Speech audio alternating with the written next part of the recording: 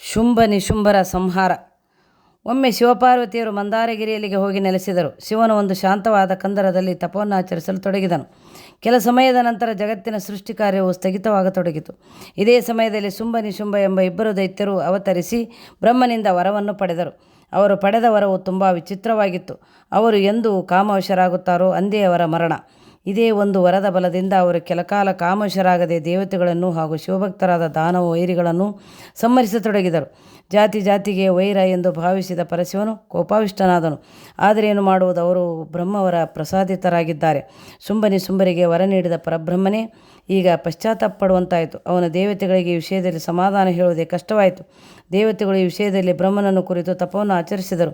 ಬ್ರಹ್ಮದೇವನು ಪ್ರತ್ಯಕ್ಷನಾಗಿ, ದೇವತೆಗಳೇ, ನೀವು ತಪವನ್ನು ಆಚರಿಸುವ ಉದ್ದೇಶ ನನಗೆ ತಿಳಿದಿದೆ. ಆದರೆ ಶುಂಭನಿಶುಂಭರು ಕಾಮವಶರ ಆದಾಗಲೇ ಅವರ ಮರಣ ನಿಶ್ಚಯವು. ಇಷ್ಟನ್ನು ಬಿಟ್ಟು ನಾನು ಮತ್ತೇನನ್ನು ಹೇಳಲಾರೆನು ಎಂದನು ಬ್ರಹ್ಮ.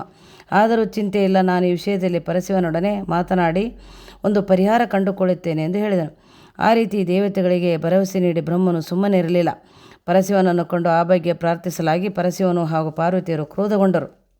ಒಮ್ಮೆ ಪರಶಿವನು ತನ್ನ ಪಕ್ಕದಲ್ಲಿ ಕುಳಿತಿದ್ದ ಪಾರ್ವತಿಯನ್ನು ನೋಡಿ, ನೀನು ಕಾಳಿ ಹಾಗೆ ಇದ್ದೀಯಾ ಎಂದು ಮೂದಲಿಸಿದನು. ಕಾಳಿ ಎಂದರೆ ಕಪ್ಪು ವರ್ಣದವಳೆಂದು ಅರ್ಥವಾಗುತ್ತದೆ. ಈ ಅಂತರ್ಯವನ್ನು ತಿಳಿದು ಪಾರ್ವತಿಯು ಕೋಪಾವಿಷ್ಟಳಾದಳು. ಆ ಒಂದು ಮಾತಿನಿಂದಲೇ ಪಾರ್ವತಿಯ ತೇಜದ ಒಂದು ಅಂಶವು ಕಾಳಿ ಎಂಬ ದೇವತೆಯಾಯಿತು.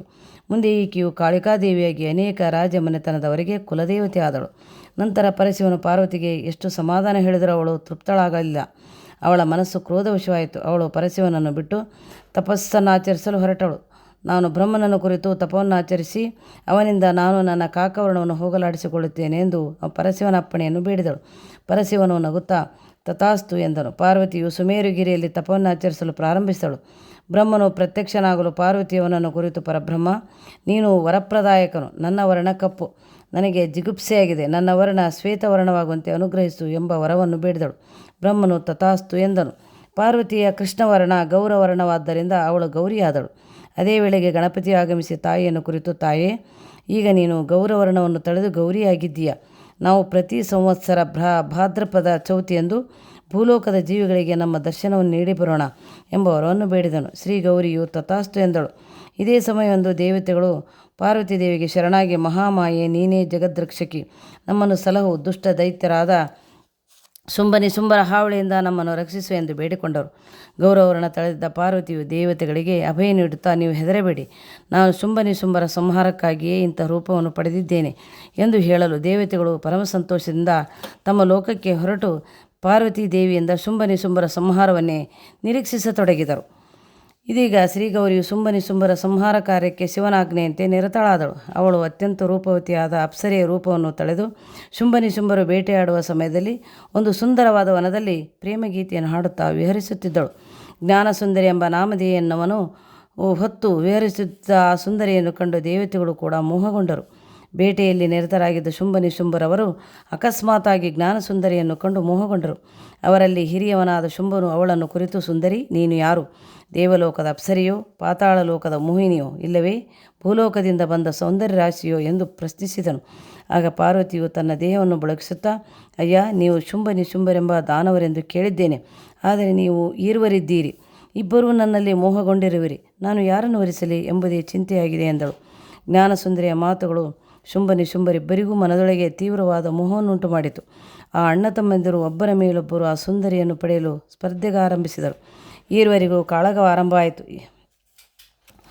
ಕಾಳಗ ತೀವ್ರವಾಯಿತು. ಕಡೆಗೆ ಜ್ಞಾನಸುಂದರಿ ವೇಷಧಾರಿಯಾದ ಪಾರ್ವತಿಯು ಈರ್ವರ ಕಾಳಗವನ್ನು ನಿಲ್ಲಿಸಿ, ಇದೇನು, ನೀವು ಇಂಥ ಹುಡುಗರ ಜಗಳವನ್ನಾಡುತ್ತಿದ್ದೀರಿ?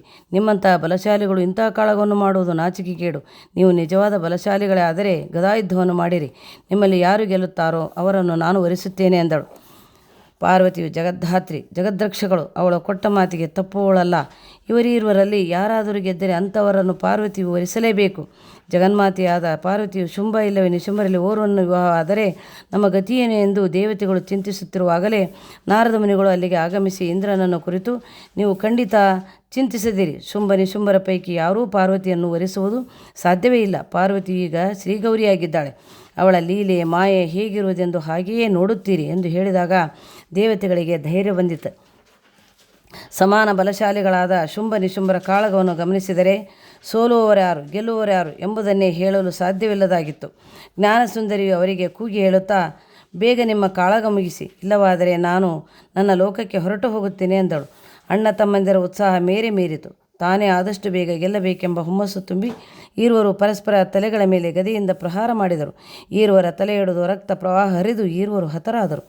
ಬ್ರಹ್ಮನ ವರವು ನಿಜವಾಗಿತ್ತು. ಕಾಮವಶವಾದ ಈರುವರು ತಮ್ಮಿಂದಲೇ ಹತರಾಗಿದ್ದರು. ದೇವತೆಗಳು ಪುಷ್ಪವೃಷ್ಟಿಗೈದರು. ನಾರದರು ದೇವಿಯ ಮಹಿಮೆಯನ್ನು ಕೊಂಡಾಡಿದರು. ಪರಶಿವನು ಪಾರ್ವತಿಯನ್ನು ಕೊಂಡಾಡಿದನು.